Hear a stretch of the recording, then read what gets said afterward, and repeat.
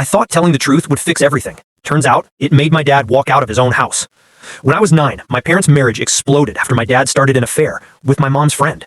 Within a year, he married her and they had 3 kids. Everyone pretended it was normal, but for me, it was like being forced into a life I never asked for. Legally, I had to spend weekends with him. Emotionally, I felt like a guest who'd overstayed their welcome. My dad tried to act like everything was perfect, buying gifts, planning activities, pushing this fake, happy family narrative. He even asked me to call his new wife Mom. Every time he said it, I felt like my real mom disappeared a little more. But the worst part wasn't him. It was her. When Dad was around, she acted polite. Not warm, just polite enough to avoid suspicion. But the second he left the room, her voice changed. Her face changed. She'd look at me like I was a stain on her new life.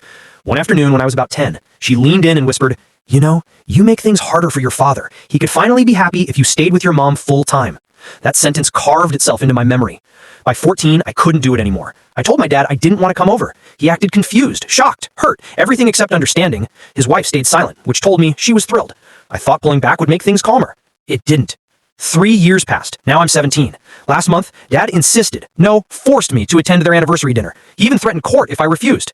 My mom and stepdad didn't want a legal mess, so I went. Just one evening, I told myself.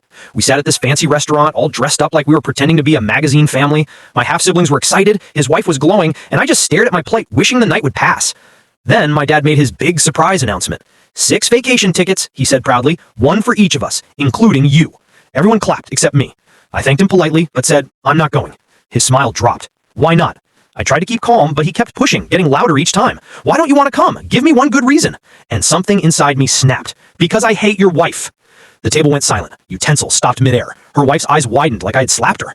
Dad demanded an explanation, so I told him every word she had said to me, every cold moment, every cruel whisper from years ago. Dinner ended instantly. No cake, no speeches, no anniversary celebration.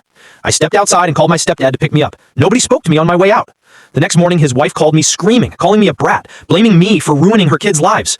My cousin later told me my dad packed a bag and left the house entirely. He's staying with my grandparents now. The kids are crying, the adults are fighting, and somehow I'm the one everyone wants to blame. But here's the thing. I didn't break the family. I only told the truth about the cracks that were already there. And honestly, I still don't think I was wrong.